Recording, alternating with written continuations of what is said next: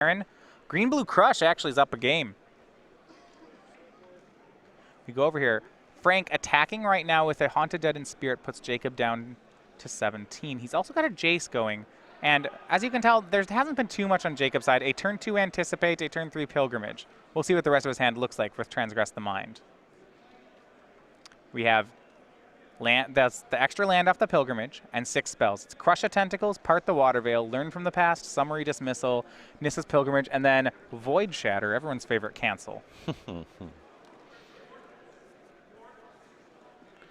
These green-blue Crush decks, they have great records. They look so...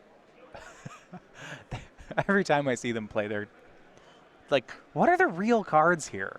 This deck looks like a blast to play. Oh, I can't agree more. It also looks extremely hard to play. I mean, if you're I would love to register a deck where you just have a bunch of cards that are ridiculous. So the thing about Crush of Tentacles is it's reminiscent of the card Upheaval. The primary difference is you cast Upheaval, the game is over. Crush, you still have to play like 10 more turns and figure stuff out. So Crush of Tentacles was the card taken by Skarren. We go back over to Hagen. I'm not sure how to say his last name, so I'm just going to go with Jacob. He's got that sideboard Learn from the Past, also sideboard Void Shatter. But the green-blue Crush deck, very light on removal. On this turn, he has to pick between casting Pilgrimage and leaving up Void Shatter. So the thing that you really want to Void Shatter at this stage in the game is just going to be an Elder Deep Fiend. The thing is, he doesn't have a backup land drop necessarily. So he's going to use Learn from the Past. Shuffle up Frank's graveyard. Okay. Must have had some juicy stuff hanging out.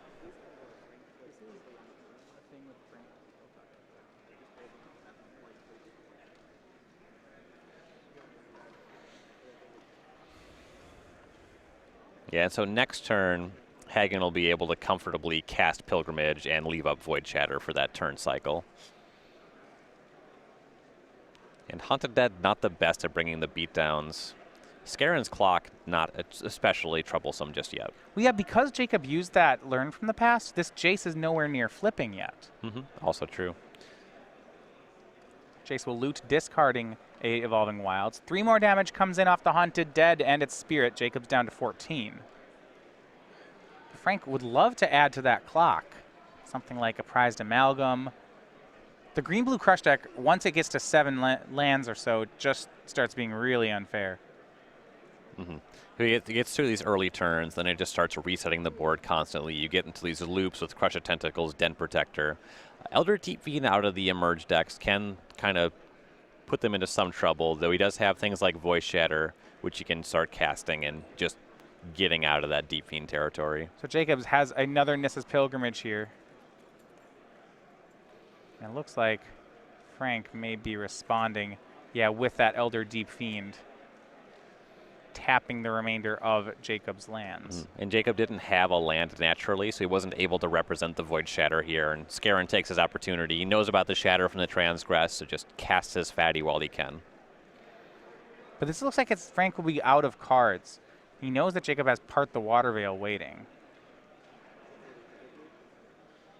So, blue-green is currently floating for Jacob. So you see now with Spell Mastery, he'll get 3 forests, one of them into play.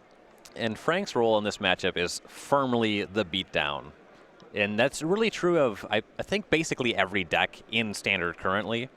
You can't beat Crush in the long game. I believe it to just be the best late-game deck. Ryan, I know you love the forest stylings going on here by Hagen. It's got some couple different arts, some good biodiversity, which is really important in your forest, actually. Yeah, with forests for sure. If you just plant a bunch of the same tree, it's a less healthy ecosystem. Yeah, you know, some sort of invasive insect would just ruin all your lands. You see now another Pilgrimage. We're going to get the Judge promo, I believe, forest. That forest is wildly out of place relative to these other forests.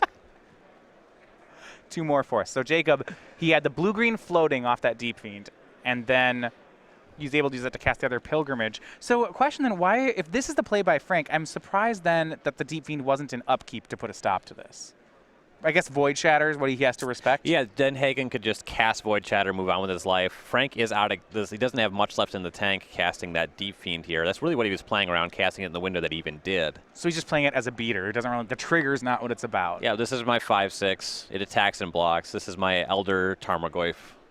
A loot from Frank. And that is really the green-blue crush deck is preying on, right? It's great against these emerge strategies. It's saying, okay, you have all this cool mid-range, sweepers, whatever. I'm going to ignore all of it. Here, watch me make lands. Yeah, I have more than one way to weather a 5/6. If that's the best you're doing, I'm going to get there. And that's one of the weaknesses of Sultai Emerge as compared to Temur Emerge. Temur has a window, potential to actually take games with Emrakul that the Sultai Emerge deck just really doesn't have. So Frank hits for 6, knocks Hagen down to 8, then just hard casts Surprised Amalgam and passes the turn. So another fun thing about the Green-Blue Crush deck is with the Emerge deck, if your opponent is going to outclass you with Emrakul, you can cast Infinite Obliteration. That doesn't do much against the Green-Blue Crush deck. Oh, you can't infinitely obliterate Part the Water Veil. No. All right. Island, the play from Hagen. It's a very nice island. Yeah, these are the Judge packet promos, I believe. Mm-hmm. And I'm not knocking the Zendikar Forest, but these are dramatically nicer. See, I don't like the Judge ones because you can't white border them, because if you actually use acetone and knock all the borders off your Judge promo foils, they would be silver instead of white, and I just don't like the look as much. I'm trying to think of a problem that I could possibly care less about. Part the Water Veil with Awaken on the basic forest for Jacob. Here comes the extra turns. First he gets a 6/6, hits Frank, draws. Will Frank ever get another turn? And Ulamog was the pickup for Hagen here. That one might just be lights out. It sure isn't bad. Choices: Void Shatter, Ulamog, Summary Dismissal, Learn from the Past, and Den Protector are the cards in Hagen's hand. There's not a ton that can go wrong if you just get Ulamog on the table here. Skarren could have one Deep Fiend as a follow-up, but then you'll just be untapping. You'll be able to counter any further Deep Fiends. So in order to play that Ulamog, he'd have to tap the 6/6 land, I believe. Mm-hmm. He misses out on an attack, but he'll be firmly ahead on the table. Well, that's what he's going to do anyway. Here is the Eldrazi, 2 exiles, Jace and Elder Deep Fiend. He's going to leave Frank with a 3/3, a 1/1, and 4 lands. Mm-hmm. Ugh. I like the call there. The potential Planeswalker seemed more valuable than Trained Armadon. Ugh. Frank's got a turn. Yeah, I think we're going to pick the good cards. Yeah. Could also just go for lands. There's no reason for that, though. Grapple. Can get back. Nope, not those. Yeah, Jake says those are exiled. I solved the Jace problem, thank you.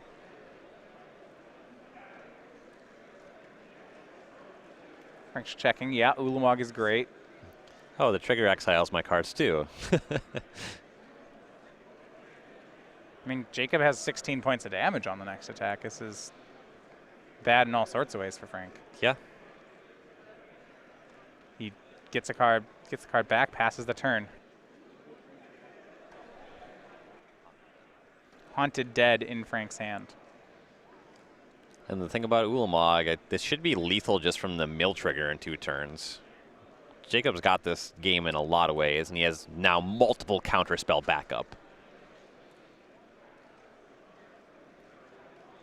Only 3 blue sources on the table, so he'll want to play an island if he has it here, though. Frank's at 16. Jacob will swing 16. Exile 20 cards. With double counterspell in Jacob's hand, this feels like a lock. Mm-hmm. Frank's really only going to be able to cast 1 spell a turn, so even if he doesn't have the island, it doesn't especially matter. Oh, yeah, he only can cast 1 of the 2 counters. But, sure. But Frank's not going to be double spelling anytime soon. Swing for 16. Frank's got a Haunted Dead. Okay, he's going to have to block something. Probably Ulamog's going to go. But on the next attack, Frank loses the rest of his library. So, all right. That's a problem. Yeah, this is Green-Blue Crush. Just, it's interesting, right? So this deck is really hard to play. At the same time, I watched this game from Hagen, and I feel like, and I don't want to take anything away from Jacob here because he's been playing very well, but he could have played this game wildly incorrect, and he probably would still be winning. Well, you get some hands that are like that. Right, like as long as Jacob remembered to tap the mana for his ramp spells, like this was going to work. And Jacob Hagen takes it down 2-0. Not just the Crush of Tentacles deck by the name, but it's the deck that crushes the field. This deck just seems like a great choice for this metagame. When we